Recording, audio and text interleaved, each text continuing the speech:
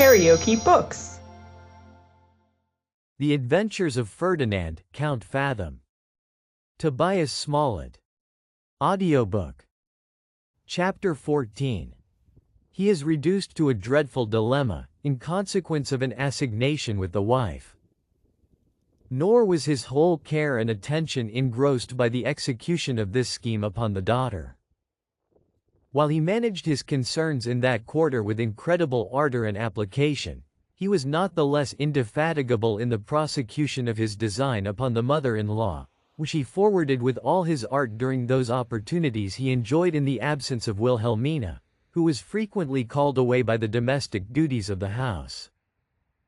The passions of the jeweller's wife were in such a state of exaltation, as exempted our hero from the repulses and fatigue attending a long siege. We have already observed how cunningly he catered for the gratification of her ruling appetite, and have exhibited pregnant proofs of his ability in gaining upon the human heart. The reader will not therefore be surprised at the rapidity of his conquest over the affections of a lady whose complexion was perfectly amorous, and whose vanity laid her open to all the attempts of adulation. In a word, matters were quickly brought to such a mutual understanding, that, one evening, while they amused themselves at lansquenet, Fathom conjured her to give him the rendezvous next day at the house of any third person of her own sex, in whose discretion she could confide, and, after a few affected scruples on her side, which he well knew how to surmount, she complied with his request, and the circumstances of the appointment were settled accordingly. After this treaty, their satisfaction rose to such a warmth, and the conversation became so reciprocally endearing, that our gallant expressed his impatience of waiting so long for the accomplishment of his wishes, and, with the most eager transport, begged she would, if possible, curtail the term of his expectation, that his brain might not suffer by his standing so many tedious hours on the giddy verge of rapture. The dame, who was naturally compassionate, sympathized with his condition, and, unable to resist his pathetic supplications, gave him to understand that his desire could not be granted, without subjecting them both to some hazard, but that she was disposed to run any risk in behalf of his happiness and peace.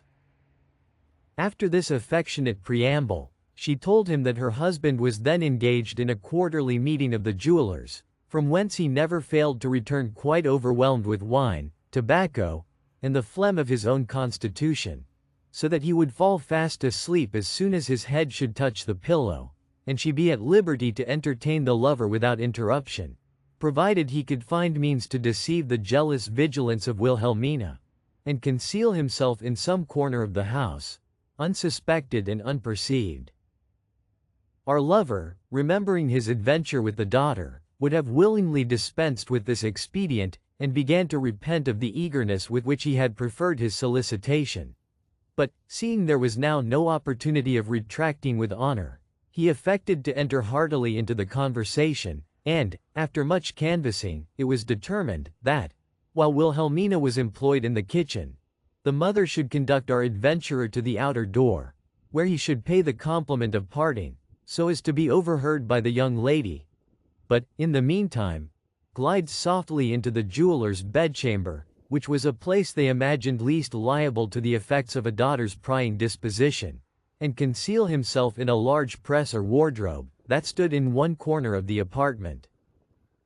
The scene was immediately acted with great success, and our hero cooped up in his cage, where he waited so long, that his desires began to subside, and his imagination to aggravate the danger of his situation. Suppose, said he to himself, this brutal German, instead of being stupefied with wine, should come home inflamed with brandy, to the use of which he is sometimes addicted, far from feeling any inclination to sleep, he will labor under the most fretful anxiety of watching. Every irascible particle in his disposition will be exasperated. He will be offended with every object that may present itself to his view. And, if there is the least ingredient of jealousy in his temper, it will manifest itself in riot and rage. What if his frenzy should prompt him to search his wife's chamber for gallants? This would certainly be the first place to which he would direct his inquiry, or, Granting this supposition chimerical, I may be seized with an irresistible inclination to cough, before he is oppressed with sleep.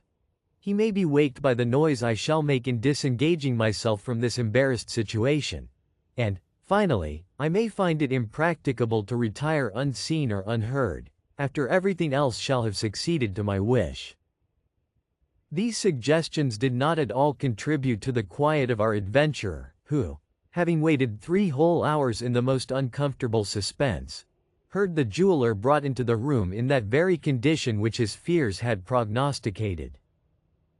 He had, it seems, quarreled over his cups with another tradesman, and received a salutation on the forehead with a candlestick, which not only left an ignominious and painful mark upon his countenance, but even disordered his brain to a very dangerous degree of delirium, so that, instead of allowing himself quietly to be undressed and put to bed by his wife, he answered all her gentle admonitions and caresses with the most opprobrious invectives and obstreperous behavior. And, though he did not tax her with infidelity to his bed, he virulently accused her of extravagance and want of economy, observed, her expensive way of living would bring him to a morsel of bread, and unfortunately recollecting the attempt of the supposed thief, started up from his chair, swearing by G.'s mother that he would forthwith arm himself with a brace of pistols, and search every apartment in the house. That press, said he, with great vociferation, may, for aught I know, be the receptacle of some ruffian. So saying, he approached the ark in which Fathom was embarked, and exclaiming, "Come forth, Satan," applied his foot to the door of it, with such violence as threw him from the center of gravity, and laid him sprawling on his back. This address made such an impression upon our adventurer, that he had well nigh obeyed the summons, and burst from his concealment, in a desperate effort to escape, without being recognized by the intoxicated German. And indeed, had the application been repeated, he in all likelihood would have tried the experiment, for by this time his terrors had waxed too strong to be much longer suppressed. From this hazardous enterprise he was, however, exempted by a lucky accident that happened to his disturber, whose head chancing to pitch upon the corner of a chair in his fall, he was immediately lulled into a trance, during which the considerate lady, guessing the disorder of her gallant, and dreading further interruption, very prudently released him from his confinement, after she had put out the light, and in the dark conveyed him to the door, where he was comforted with the promise that she would punctually remember the rendezvous of next day. She then invoked the assistance of the servants, who, being waked for the purpose, lifted up their master, and tumbled him into bed, while Ferdinand hied him home in an universal sweat,